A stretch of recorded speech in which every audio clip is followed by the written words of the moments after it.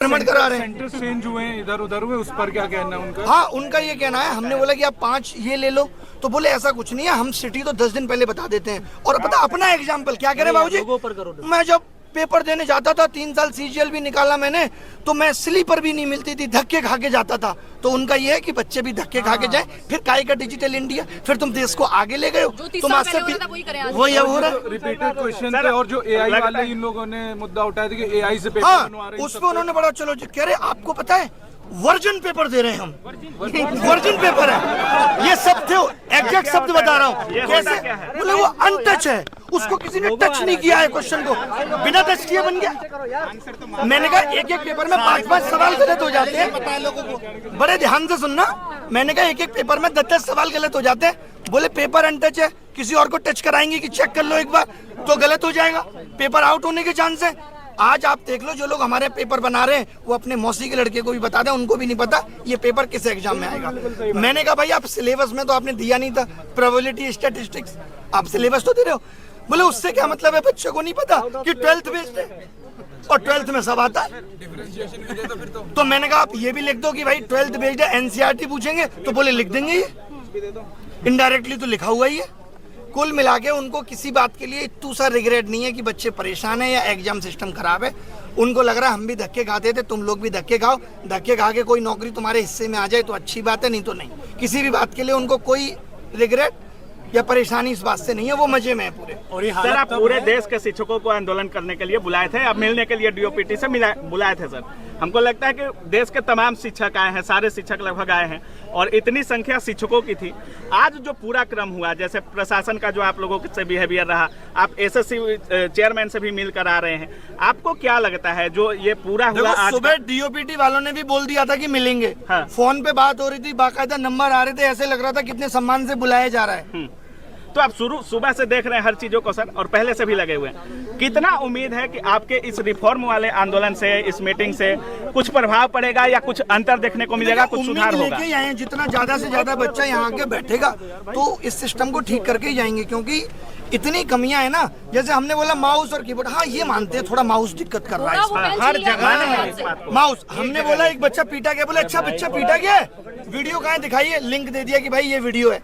उनको ये भी नहीं पता, वैसे उनको एक एक बात पता है, उनको हमारी वीडियो के एक एक शब्द पता है कि हम क्या बोलते हैं। उनको ये नहीं पता कि एक बच्चा पीटा गया है, बच्चों के साथ अभद्र व्यवहार हो रहा है। हमने कहा इन्विजिलेटर आप ऐसे ही रख ले रहे हो, बोले फिर कैसे रखें, चेक करने जाएं कि इन्विजिलेटर क्या करता था पहले, नहीं करता था। तो कुल मिला के सारे जवाब उलूल जुलूल थे और मीटिंग बहुत ही बर्बाद हुई।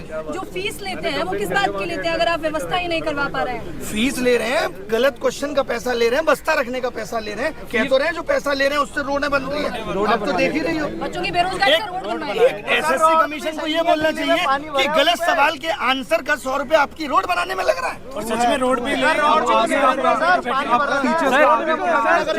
सर रोड भी तो नहीं बन रहा है। धीरे धीरे इकट्ठे हो रहे हैं, पूरे देश से बच्चे को बुला रहे हैं, यहीं बैठेंगे जब तक ये सिस्टम सही नहीं हो जाता। सुबह तक डीओपीटी बहुत नॉर्मल था, बात करने में कोई दिक्कत नहीं, वो अचानक लग गई, कैसे इतने लोग आ गए, ये कैसे हो गया, हटाओ अब नहीं मिलेंगे, ईगो पे ले ली बात, वरना उससे पहले मिलने को तैयार थे। हाँ। सत्र चल रहा है, आप लोग अभी बवाल मत करिए। देखिए अभी संसद सत्र चलेगा, फिर 15 अगस्त आ जाएगा, उसके बाद दिवाली की छुट्टियां आ जाएंगी, फिर क्रिसमस आ जाएगा, फिर न्यू ईयर सेलिब्रेशन होगा, फिर मकर संक्रांति, फिर वैलेंटाइन डे, ये तो चलता ही रहेगा। समस्याओं का निदान होगा कब? रोजगार उनका क्या होगा? ये सरकार की जिम्मेदारी नहीं है। सर जिनका लास्ट अटेम्प्ट है उनका क्या? लास्ट अटेम्प्ट पे मैंने पूछा कि आपके पास तो डीओपीटी से लेटर भी आ गया था, तो बोले उन्होंने यही तो कहा था कि इसको अग्रेसित करो, हमने कर दिया, रिजेक्ट कर दिया। अच्छा साहब बोले रिजेक्ट कर दिया। तो सर सीजीएल में होंगे क्या कुछ चेंजेस सर? कह रहे सीजीएल बहुत अच्छे से कराएंगे। सर कब? कैसे डेट भी तो देते सर डेट भी तो देते। लगा तो उनकी बातों से पोस्टपोन होने वाली बात में शायद ना हो, लगा है। लेकिन उन्होंने एक बात और कही, जब आप शुरुआत में आप लोगों ने वीडियो देखा होगा, उन्होंने कहा आंदोलन करने की जगह जंतर मंतर है, तो आप लोग जंतर मंतर आइए, वहाँ नहीं। हाँ मतलब ये कि आप जंतर मंतर पे जाके बैठो, अभी आप यहाँ ज्यादा बैठने लगोगे, इनको लगेगा यहाँ बहुत ज्यादा भीड़ हो गई, तो यहाँ भी ये कहने लगेंगे अब यहाँ भी मत बैठो, तो आदमी कहाँ बैठे? सोशल मीडिया की आवाज आप सुन नहीं रहे, अभी मत बैठो, तो आदमी कहाँ बैठे? सोशल मीडिया की आवाज आप सुन नहीं रहे, तो कैसे भी तो आदमी अपनी आवाज पहुंचाएगा। सरकार इतनी बहरी कैसे हो सकती है? बच्चों के साथ जो अभद्रता की गई उसका क्या जवाब होगा? बहुत खराब है ये।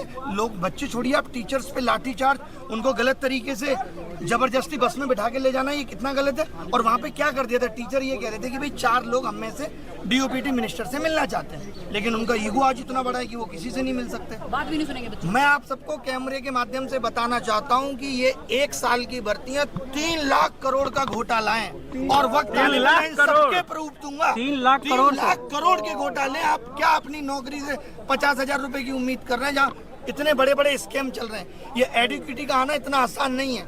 अच्छा, वो लोग शिक्षक का काम भी बता रहे हैं, वो कह रहे हैं आपका काम तो शिक्षा देना है, आप लोग आंदोलनकारी बन गए हैं। और जो बिना पढ़े लिखे नेता है वो शिक्षा पे पॉलिसी बना रहे हैं। ABCD नहीं आती बाबूजी को, राजस्थान के शिक्षा मंत्री बन के बैठे हैं। हम इनको शिक्षा पॉलिसी बनाने दें, एजुकेशन पॉलिसी बनाने को इनको दे दें, और शिक्षक बता नहीं सकता कि आपके सिस्टम में खामियां क्या है।